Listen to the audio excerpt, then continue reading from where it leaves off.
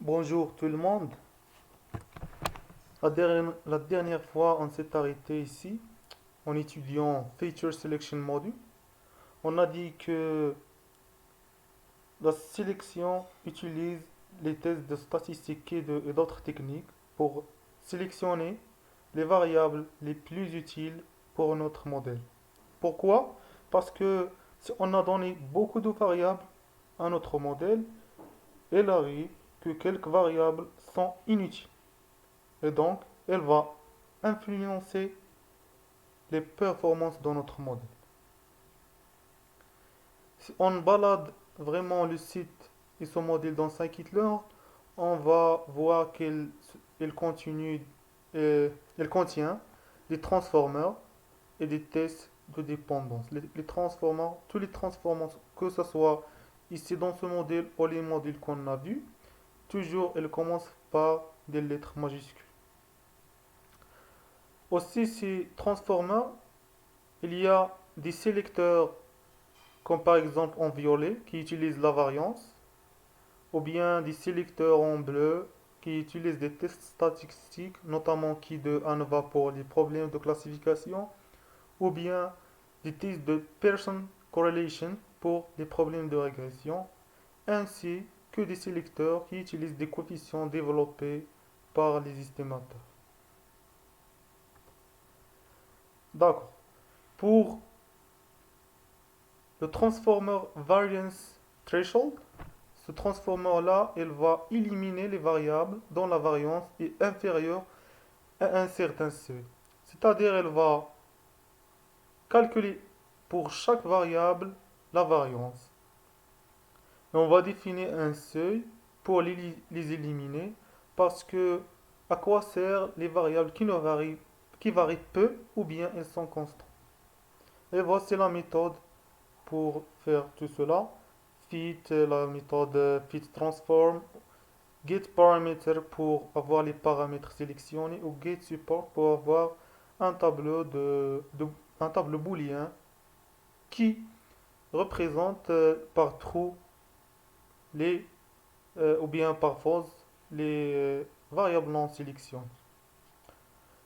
L'autre transformation c'est select key best qui sélectionne les key variables x dans le score de test de dépendance avec y est le plus élevé.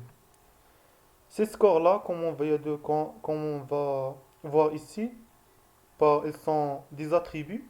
Le score, c'est le score de test de dépendance.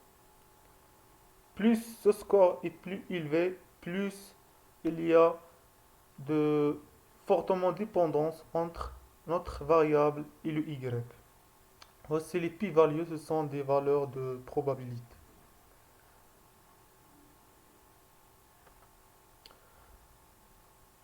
Pour cet estimateur-là, ou bien pour ce transformer-là, select from model. Il consiste à pré-entraîner un estimateur à partir de tout, ou bien l'ensemble de notre dataset.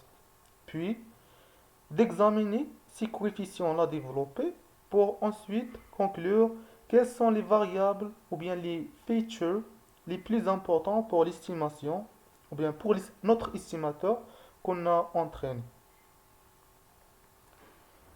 Bien évidemment, il faut savoir qu'est-ce qu'un modèle paramétré. Le modèle paramétré, c'est un modèle qui développe des paramètres, par exemple des coefficients. Ces coefficients-là, si on va aller profondément dans notre modèle, ou bien voir l'implémentation de son base, on va avoir des résolutions des matrices et résolutions des équations. C'est ces paramètres-là qui sont développés. Mais ce transform-là, il est utilisé juste pour ces modèles qui développent ces paramètres. Il n'est incompatible pour d'autres. Par exemple, le cas nearest neighbor, ce, cet algorithme ou ce modèle-là ne développe pas des paramètres, juste il- il enregistre en mémoire toutes les échantillons qu'il a vus. Donc, qu'est-ce qu'on fait? On entraîne notre modèle à l'utilisation d'un estimateur par la méthode fit, estimateur.fitxy. Cet estimateur-là va nous faire ou bien va nous développer des coefficients. À partir de ces coefficients-là, on fait la méthode threshold. Par exemple, on définit un seuil et on va éliminer les variables. Il y a vraiment d'autres transformers, notamment RFE et RFECV. La différence, c'est que celui-là utilise la technique de cross-validation. Tous ces deux transformers, elles éliminent les variables les moins importantes de façon récursive. C'est-à-dire, on entraîne notre estimateur à partir de tout le dataset, puis on va cet estimateur va développer des coefficients. À partir des coefficients-là, on élimine la variable le moins importante, puis les autres variables restantes, on va encore les entraîner notre estimateur, puis on élimine jusqu'à voir euh, les, les variables les plus importantes.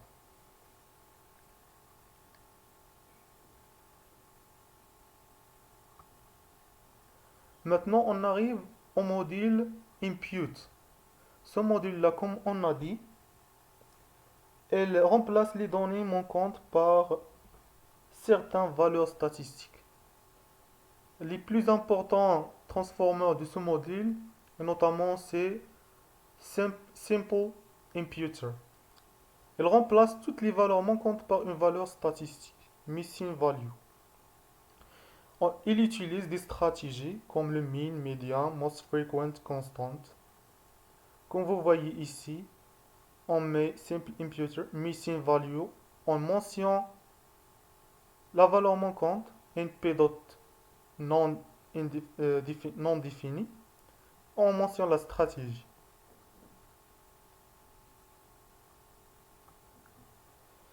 L'autre transformer, c'est KNN imputer. Ce transformer-là, elle remplace les valeurs manquantes associées à certains échantillons par les valeurs qui correspondent aux échantillons qui ressemblent le plus à celui-ci. C'est-à-dire elle remplace toutes les valeurs manquantes par les valeurs des plus proches voisins. Elle ressemble vraiment au modèle de Canaan Neighbor parce qu'elle utilise le même principe. Il y a un autre transform qui est Missing Indicator. Il renvoie des variables booléennes qui indiquent l'absence de valeur dans le dataset. Parfois, le manque d'information représente une information. Vraiment, c'est une règle importante dans la data science. Maintenant, on va aller au module Metrics. Ce module-là vraiment définit les métriques les plus utilisées. Notamment, une métrique, c'est une fonction de y et y prediction. C'est le y réel et le y que le modèle a prédit.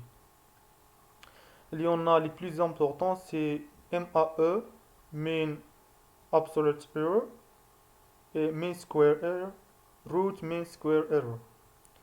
La RMSE retourne l'erreur à son échelle initiale, ce qui est plus compréhensible. Voilà les utilisations de chacune. On utilise MSE si on raccorde une grande importance aux grandes erreurs. Parce que la MSE pénalise beaucoup plus les grandes erreurs que la MAE. Notamment la MAE aussi. L'importance d'une erreur est linéaire avec son amplitude si le dataset contient des valeurs aberrantes outliers. C'est-à-dire elle est utilisée si vraiment notre dataset contient des outliers. Parce que si on utilise MSE, on va avoir des résultats erronés.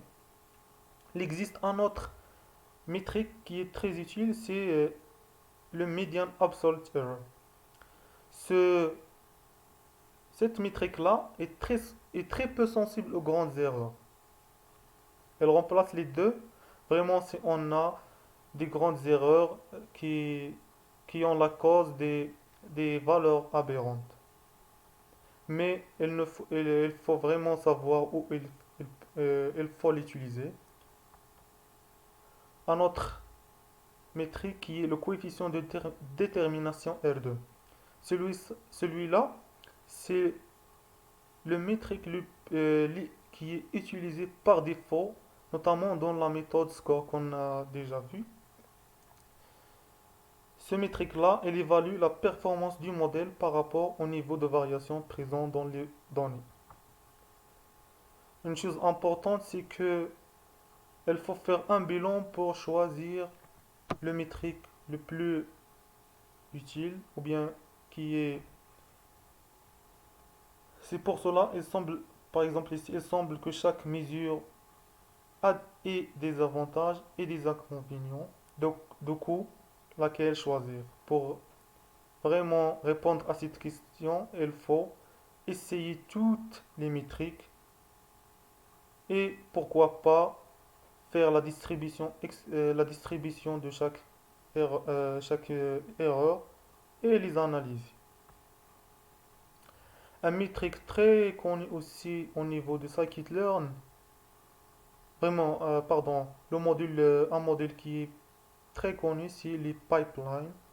Ces pipelines-là ont une fonction, c'est qu'elles éliminent vraiment la redondance dans le code.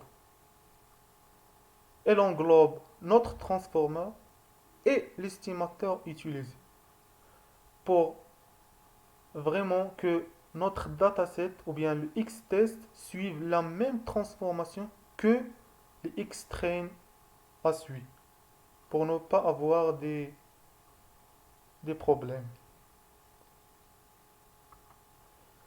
Pour les pipelines, on peut l'utiliser vraiment, c'est une manière d'organisation du programme en même temps, c'est une manière d'avoir des performances, des bonnes performances dans notre modèle. Pour les créer, on a deux options, class pipeline, function, make pipeline. Et on peut utiliser plusieurs transformers en même temps, que ce soit en série, en parallèle ou une manière ou d'autres manières complexes. Et on a arrivé à la fin de cette présentation, merci. Et je souhaite que cette présentation a vous donné un plus. Et j'espère d'avoir votre feedback pour l'améliorer. Merci.